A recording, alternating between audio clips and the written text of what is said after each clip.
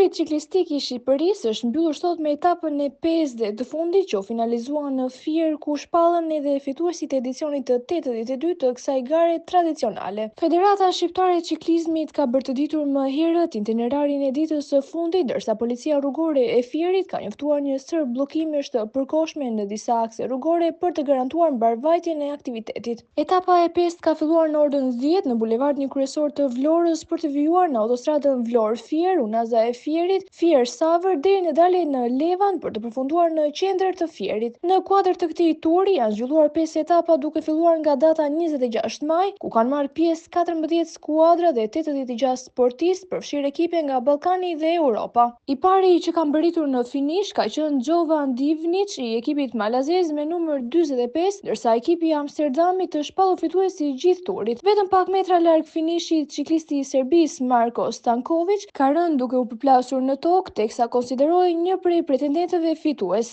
Ekipi më i mirë i etapës së 5 të shpallur CCN Metallic i Serbisë, ndërsa fituesi i gjithë turit të shpallur holandezi Tom Jokmans. Në fjalën e tij përshëndetse, presidenti i Federatës Shqiptare të Ciklizmit, Skënder Anxhaku, e ka cilësuar turin e 82 ciklistik si më emocionuesin deri më sot, me shpirt gare të fortë dhe rivalitet të ndershëm. Ndërkohë, kryebashkiaku Armando Subashi ka pohuar se është emocion i veçantë kur gara mbërrin në Fier dhe duhet të afrohen sa më shumë të rinj. Gjithmonë është kënaqësi dhe emocion i veçantë kur etapa vjen në Fier.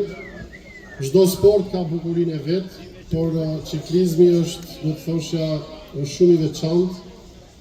Është shumë i bukur, ka emocione, ka rrezikun brenda dhe siç e pam edhe ai incidenti i vogël që ndodhi, tregon fundit për shpirtin e garës, për sakrificën që bëjnë këta djemë të mrekullueshëm për të arritur secili prej tyre finishin i pari. Dhe në fakt sot na dhanë emocione të veçanta me këtë etapë që realizuan. Presidenti e tha, ne e kemi mbështet çdo vit garën ciklistike që kampionatin që zhvillohet në Shqipëri, do të vazhdojmë ta mbështesim. Urojmë që çdo vit ketë masivitet. Është lajm shumë i mirë që veç djemve tanë shqiptar, veç ekipeve shqiptare, marrin pjesë në këtë kampionat edhe ekipe nga vende tjera. Tashmë rrethi ciklistik i Shqipërisë ka marrë, do të thosha, për masa europiane dhe besoj dhe shpresoj që të gjithë së bashku me Federatën e Ciklizmit në krye, por edhe ne si bashki, e kam fjalën për gjitha bashkitë e Shqipërisë, të bëjmë sa të mundemi, të japim kontributin tonë që jo vetëm ta mbajmë gjallë të sport të bukur, por edhe ta çojmë më tutje. Shumë faleminderit president për emocionet e veçanta, faleminderit gjithë kryedjemve, faleminderit ju të gjithëve. Urime dhe suksese më të mirëve.